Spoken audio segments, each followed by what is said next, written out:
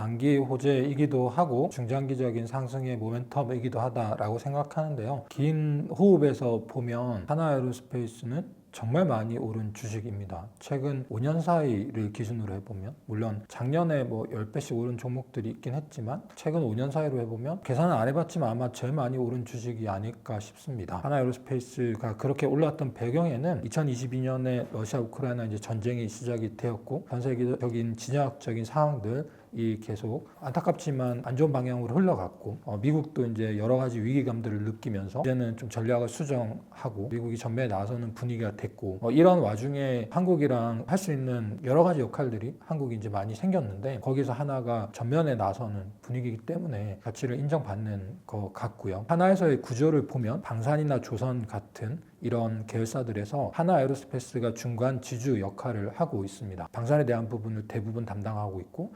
자회사로서 하나 시스템과 하나 오션을 거느리고 있는데 이렇게 삼각 체제로 실질 투자도 하고 있고 사업도 전개를 하고 있기 때문에 하나에어로스페이스가 단기든 중장기든 간에 주목을 받고 있는 것은 명확한 것 같습니다. 일단 말씀하신 러시아 우크라이나 전쟁에 대해서 이렇게 다시 되짚어 보면 2022년에 전쟁이 시작이 되었고요. 근데 당연히 종전으로 가야 되고 러시아도 너무 많은 무기가 소진됐고 안타까운 인명들이 너무 많이 죽었기 때문에 당연히 종전으로 갈 텐데 종전의 수순을 어떻게 바라보냐라고 했을 때 방산주 투자 관점으로 바라본다고 하면 종전이 되고 여러 가지 군수물자의 재확충이 좀 지연된다거나 유럽이 개발을 늘리면서 한국 방산업체들이 수출이 둔화된다거나 그간에 빨리빨리 만들어야 되니까 비싼 가격을 지불할 용의가 있었는데 그런 게 조금 느슨해지면 방산업체들의 마진율이 줄어든다거나 그럴 수 있는 방산업체로 따지면 우려들이 있었죠. 종전이 돼야 된다는 거는 맞는 얘기지만요. 그런 상황으로 흘러갔는데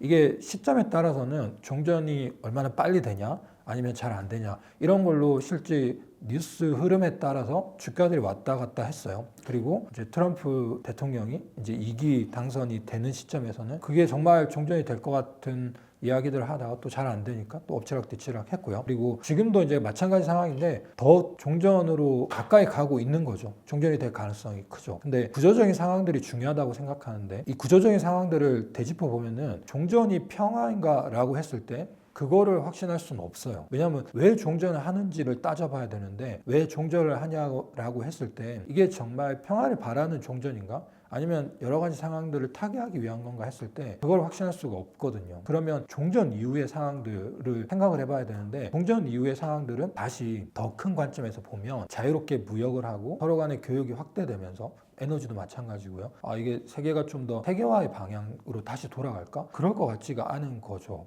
그게 최근의 상황이랑도 다 맞물려 있는 것 같은데 최근에 있었던 미국이 베네수엘라에 군사 개입을 했고 작전이 성공적으로 수행이 됐다고 미국은 평가를 하고 있는데 이런 일련의 상황들을 봤을 때는 이게 러시아 우크라이나 전쟁이 끝난다고 모든 진영 상황이 완료되는 게 아니겠구나. 베네수엘라도 그렇고 이란도 그렇고 전체적인 패권에 대한 경쟁은 여전하고 다시 세계화의 국면으로 돌아갈 것 같지가 않고 다자주의로 이렇게 대변됐던 이런 패권의 형식들이 다 바뀌면서 각각이 협상을 해야 되는 미국이 다시 패권을 유지하기 위해서 전면에 나서는 이런 분위기들이 있는 거기 때문에 방산주 입장에서 봤을 때는 러시아 우크라이나의 종전이 끝이 아니라 새로운 시작이다 이렇게 보고 있습니다. 방산에 대해서 보면 변수가 너무 많아요. 그런 변수라는 게 정치는 잘 모르는 거죠. 트럼프 대통령이 어떤 결정을 할지 불과 이 트럼프 대통령이 취임을 하던 시점이랑 지금의 시차는 2, 3년이 채 안 나는데 생각이 많이 바뀐 것 같아요. 처음 취임을 할 때는 우방국들의 군비를 늘리는 압박을 하면서 미국이 부채가 많으니까 군비를 줄이면서 우방국들을 통해서 패권을 조금 더 유지하는 그런 전략이었다고 하면 생각보다 녹록지가 않은 거죠. 1년 이상의 세월이 지나는 상황들을 봤을 때 러시아도 생각보다 협상이 어렵고 중국이 도전하는 것도 더 거세고 여러 지역들의 분쟁들도 계속 확대되는 거를 봤을 때는 이렇게 가면 안 되겠다라고 생각하고 패를 던진 게 베네수엘라의 군사 개입이었던 것 같아요. 그리고 이런 정치적인 상황들을 누가 알겠어요. 그러니까 그런 변수가 있다는 거를 가정을 해야 되는 것 같고요. 그리고 국내 방산업체들 입장에서는 수출도 되게 큰 변수예요. 어떤 지역이나 어떤 국가에 수출을 한다고 했을 때 과거에 이거는 우리가 결정할 수 있는 문제가 아니었거든요. 그냥 그 국가 간의 협의라든지 국가 간의 또 다른 국가의 경쟁 관계라든지 이런 이해관계가 맞물리면서 상황이 좋게 풀려서 수주를 하기도 하고 또는 그렇지 않은 경우도 많았었는데 지금은 지정학적 위협들이 커지면서 수출할 가능성이 올라왔어요. 근데 이게 수출을 보장하는 건 아니에요. 방사 수출은 정말 난이도가 높은 게 어떤 국가가 수출을 거의 할 것 같은데 갑자기 다른 경쟁 국가가 들어와서 다른 딜을 제안해요. 지금 언론상에 많이 나와 있는 딜들도 그런 형태로 전개가 돼요. 그리고 국가가 방산업이 아닌데 다른 걸 지원하면서 그 수주를 가져가기도 해요. 그런 정부 간의 사업들에 대한 변수들도 있어요. 그러니까 방산업을 단순히 그냥 겉으로 보이는 투자 전략으로 해석하기는 되게 어려워요. 다만 전체 큰 틀에서 봤을 때 이런 지정학적인 상황들이나 그리고 각 국가들의 입장들이 쉽게 평화 분위기로 접어들까? 그렇지 않다고 봐요. 그게 2026년에도 계속 지속될 거라고 봤는데 최근에 있었던 미국의 베네수엘라 군사 개입이라든지 이란에 대한 압박 같은 것들은 되게 큰 올해의 그 정치라고 하면 전 세계 정치 상황들을 예측해 볼 수 있는 중요한 단서를 제공을 하는 거라고 봐요. 미국이 베네수엘라를 군사 개입했는데 다시 무르진 않을 거거든요. 중동의 상황들에 개입을 하는데 다시 무르진 않을 거거든요. 그러니까 이런 힌트로 봤을 때는 2026년 연간에도 국내 방산주 입장에서는 정치적인 상황들은 그래도 되게 분쟁 상황들일 테고 수출에 대해서는 아주 긴 호흡으로 지속이 돼요. 그리고 그 하나하나는 여러 가지 이해관계로 노이즈들이 있지만 뭐 분명한 거는 한국 방산업체들이 수출이 잘 되고 있는 거라고 판단을 해요. 그래서 단기 주가의 변동들에 대해서는 사실 뭐 그때그때 뉴스 흐름에 따른 변동이 크긴 하지만 전체 흐름상에는 몇 년의 주가 상승되었던 흐름들이 2026년에도 여전할 거라고 보고 있습니다. 그렇게 보고 있는데요. 우리나라의 방산업 자체가 이런 메이저 업체들이 전체적인 그림을 그리는 게 맞아요. 그 안에 제품들은 일부가 경쟁을 하긴 하지만 우리나라의 한정된 자원이랑 국방력을 오랜 세월 동안에 흘러오던 흐름을 봤을 때는 선택과 집중을 할 수밖에 없었고 그게 이런 주요 업체들로 전투체계라든지 군사적 전략에 연동되는 무기들이 매치가 되어 왔어요. 그러니까 이 업체들이 주로 수출을 하는 거고 주요 매출들을 다 올리기 때문에 이 업체들 위주로 보는 게 맞다고 생각하고 다른 좀 중소업체들이 납품을 한다거나 해외 직수출을 하는 모멘텀들도 있어요. 그건 좀 개별적인 이슈이기 때문에 일단 큰 업체 위주로 보시기를 추천드립니다. 어떤 무기체계나 어떤 업체를 선호하냐라고 했을 때 일단 각광받던 무기체계나 업체들이 여전히 선호가 되는 것 같아요. 왜냐하면 어떤 한 국가가 무기를 획득한다고 했을 때 이게 1, 2, 3년의 비즈니스가 아닌 거죠. 긴 계획을 세우고 우리나라 같은 경우에도 국방 중기 계획이라고 해서 향후 5년간의 계획을 매년 업데이트를 해 나가거든요. 어느 국가나 그렇겠죠. 그런 국방 계획을 단기에 1, 2년 사이에 완료시키지 않겠죠. 그렇기 때문에 이 업체들이 하고 있는 비즈니스들은 아주 장기적으로 확장이 될 거예요. 추가적인 모멘텀도 있어요. 그렇게 무기가 수출되고 기술을 같이 협력하고 했을 때 현지화가 되는 거예요. 실제로 많은 방산업체들이 현재 공장을 지어요. 이건 그네들의 수요가 있어요. 우리나라도 그랬지만 개발도상국 성장기 시절에는 이 기술에 목말라 하는 거죠. 이걸 만들 수 있는 기술은 없지만 양산 기술들 다 줬을 때 우리가 조립할 수 있는 기술들 이런 걸로 생각을 하는데 그러면 합작을 통해서 조립 기술 같은 걸 익힐 수 있기 때문에 K9 자주포도 있고 현대로템 같은 K2 전차에 대한 공장도 있고요. LG 닉슨도 이제 얘기가 안 되는 부분도 있긴 하지만 뭐 알려진 대로 해외에 일부는 짓는 부분도 있긴 하고요. 그리고 탄약 공장 같은 것도 해외에 짓는 부분이 있는데 이렇게 현지화가 되는 거죠. 현지화가 되고 나면 나중엔 유지 보수라든지 기타의 개발들 같은 거 다음 세대를 또 개발하고 해야 되는데 이런데 이제 합작이 되고 동맹, 활맹으로 이어지기 때문에 이런 게 모멘텀이 될 수가 있는 거죠. 어떤 업체가 좋냐? 다시 돌아보면은 그런 계속 좋았던 업체들은 장기적인 호흡에서 성장을 계속 할 것 같고 이의 업체들 예를 들어서 한국항공우주 같은 업체는 최근에 이제 주가 상승이 되게 큰데 마진, 폴란드 같은 데서는 현대, 로템이나 하나 에어로스페이스 같은 지상 무기에 비하면 돈을 많이 못 벌고 있기는 해요. 개발비가 많이 들어가는 것도 있고 여러 가지 요인들이 있는데 그런 업체들은 또 미국의 고등훈련기 사업이라든지 해외 여러 국가들의 수출 사업이 지금 얘기가 되고 있거든요. 큰 틀에서 보면은 좀 속도가 늦었던 업체들도 계속 올라올 수 있는 거고요. 한국 방산 물자들이 비슷한 결이기 때문에 전 세계에서 포지셔닝으로 따졌을 때는요. 그래서 키 맞추기 흐름도 있을 거기 때문에 전체적인 방산 업체들이 다 좋아 보이고요. 순서로 했을 때는 최근의 흐름도 그런데 조금 더디게 올랐던 애들이 좋아지는 흐름도 있으니까요. 각 투자자분들이 원하시는 시계를 잘라서 덜 올랐다 생각하는 장기 투자자시면 장기적인 관점이고 단기시면 단기적인 관점에서 덜 올랐다고 생각하는 종목을 사시는 것도 방법인 것 같습니다. 주도주가 뭘까라고 했을 때 여러 가지 해석해 볼 수 있는데 정말 주가가 많이 상승하고 시가총액이 커졌어요.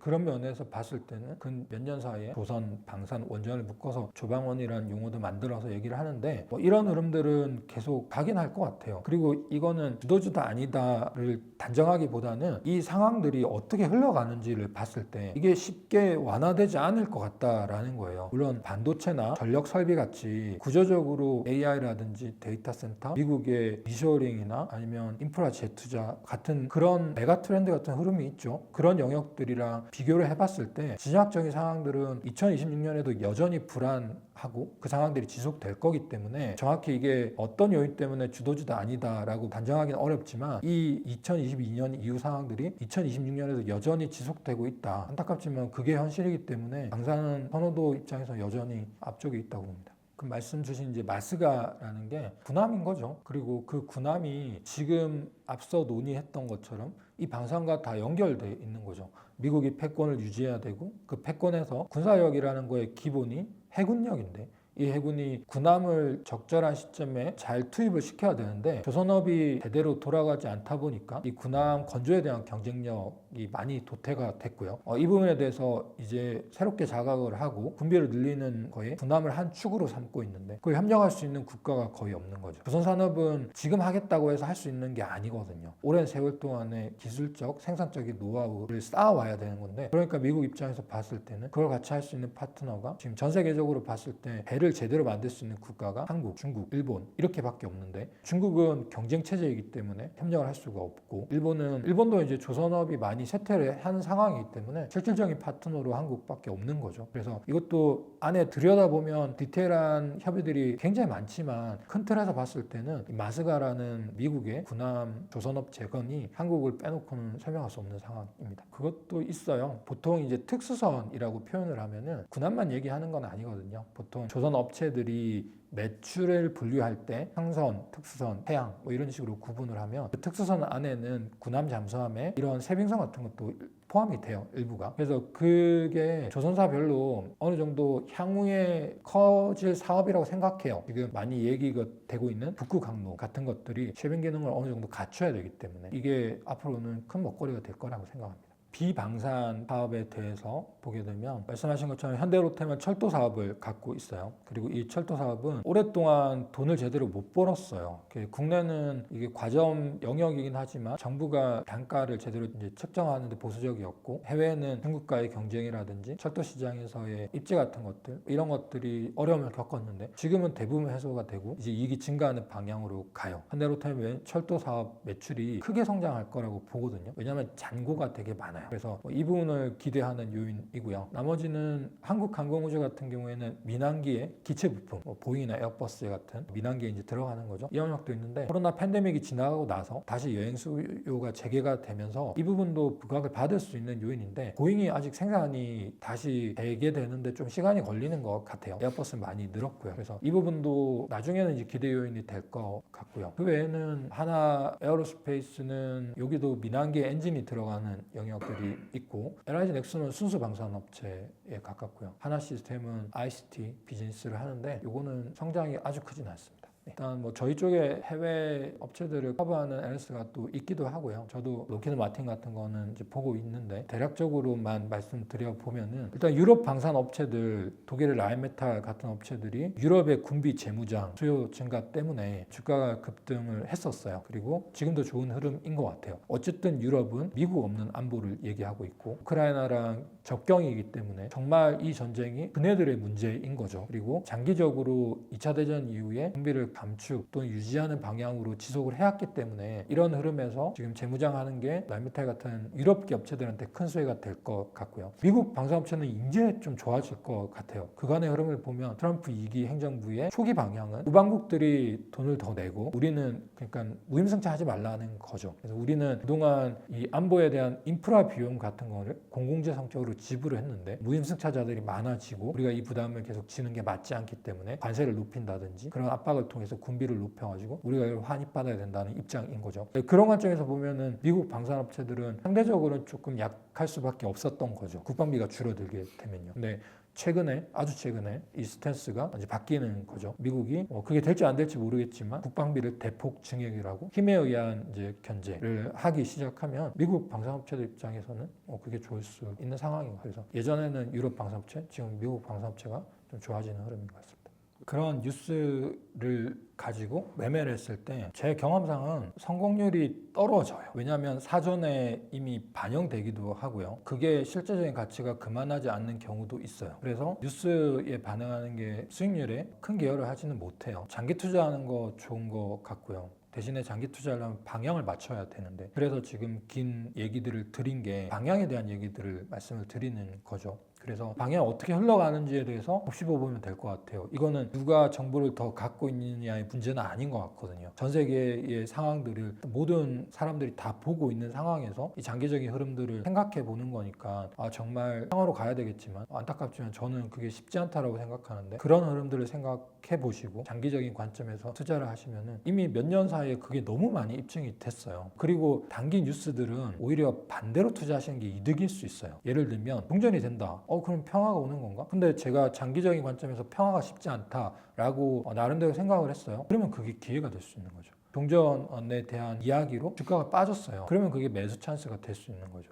수주가 실패를 했어요. 수주가 되는 거는 주가가 오른다는 보장을 할 수도 있고 안 할 수도 있어요. 근데 수주가 불발되면 주가가 빠져요. 우리가 가져가려고 했던 거는 그래도 기대가 있었던 건데 그게 경쟁 국가나 업체 뺏겼어요. 그럼 주가는 빠져요. 근데 그러면 그거는 매수 기회로 생각해 볼 수 있다는 거죠. 그래서 약간 반대로 생각해 보면 장기적인 관점에서 기회를 포착할 수 있지 않나 싶습니다. 속보가 오잖아요. 예를 들어서 지난주 같은 경우에도 자려고 11시에 누웠는데 트럼프가 베네수엘라의 군사 개입을 일단은 일보를 접했어요. 그러면 이제 그 밤이던 새벽이던 간에 이제 접하죠. 그리고 그거에 대한 원본을 찾아요. 어디서 그게 팩트 체크를 해야 되니까요. 그러면 그게 시스펜이라는 미국 하원 상원의 우리나라로 치면 국회 방송 같은 데가 트럼프 인터뷰의 원본이에요. 그걸 다시 다 체크를 하는 거죠. 58분짜리인데 한 3번 봤어요.